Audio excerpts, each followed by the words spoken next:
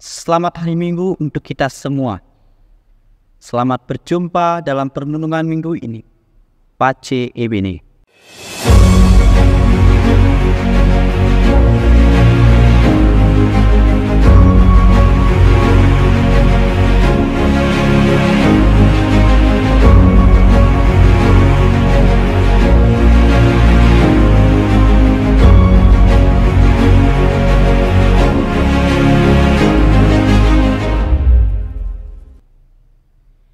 Bapak, Ibu, Saudara-saudaraku yang terkasih,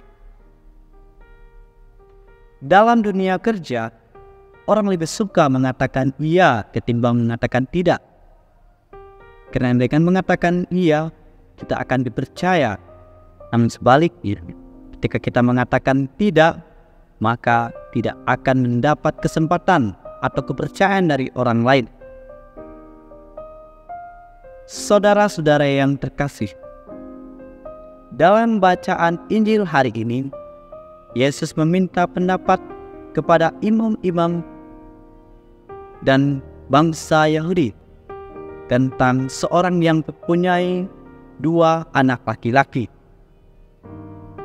Ia pergi kepada anak yang pertama dan berkata, "Anakku, pergi dan bekerjalah hari ini dalam kebun anggur." Jawab anak itu, "Baik, Bapak."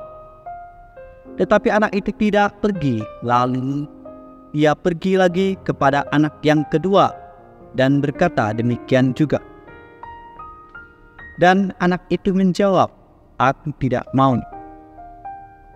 Tetapi kemudian ia menyesal, lalu ia pergi. Yesus berkata kepada orang Yahudi dan pemuka agama, "Siapakah di antara kedua anak ini yang melakukan kehendak bapaknya?" Jawab mereka, "Yang terakhir."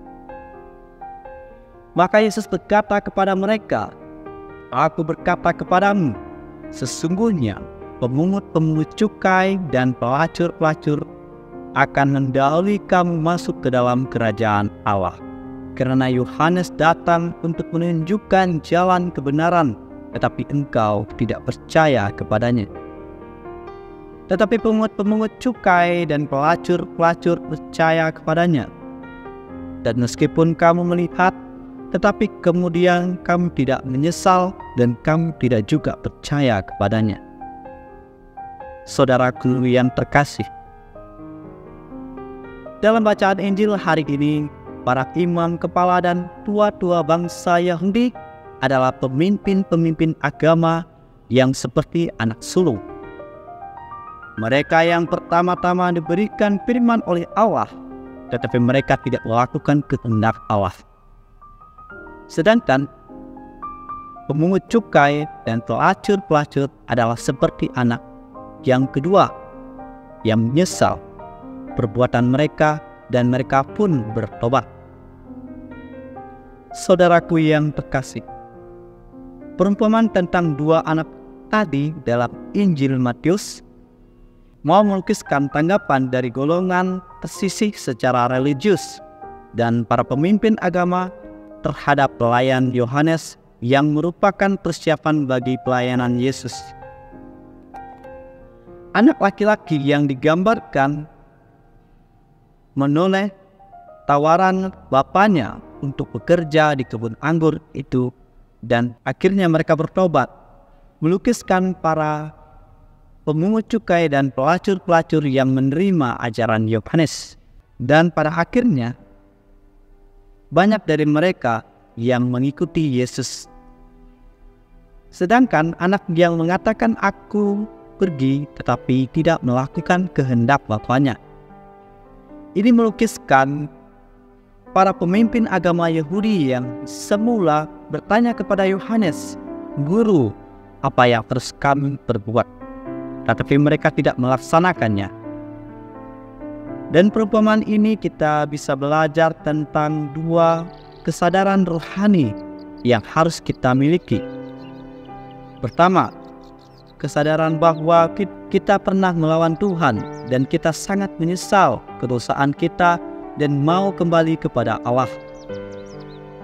kedua, kesadaran betapa berdosanya kita dan betapa tidak dipahaminya kasih Allah kepada kita, manusia yang berdosa. Allah mengkehendaki supaya semua anak-anak-Nya bekerja, meskipun mereka semua adalah ahli waris kerajaan Allah. Saudaraku yang terkasih, pertanyaan untuk kita, apakah kita termasuk dalam golongan anak pertama atau golongan anak kedua? Mungkin kita mengatakan kita berbeda dengan anak yang pertama, yang hanya berbicara besar, namun dalam tindakan berbeda.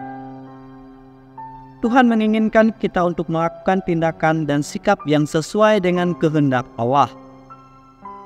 Saudaraku yang terkasih, di bulan Rosario ini adalah kesempatan bagi kita untuk mewujudkan omongan kita sesuai dengan tindakan, seperti yang dilakukan oleh Bunda Maria yang selalu setia mendoakan kita kepada Allah. Saya ingin mengajak kita semua, jangan takut untuk bertobat. Jangan pernah takut kembali ke jalan Tuhan. Tuhan sangat mengharapkan kita untuk kembali kepadanya. Dan Tuhan membutuhkan keseriusan untuk kita bertobat. Saudaraku yang terkasih, sudahkah kita meluangkan waktu untuk berdoa, datang ke gereja, dan mengikuti dan mengakui dosa kita kepada Allah melalui perantaraan imamnya? Jika kita melakukan semuanya itu, Allah akan mengampuni dosa kita, sehingga pertobatan bukan hanya omongan saja, tetapi dilakukan dengan perbuatan nyata. Lakukanlah perbuatan baik dengan penuh kasih, seperti Yesus yang merendahkan diri dan taat kepada Bapanya.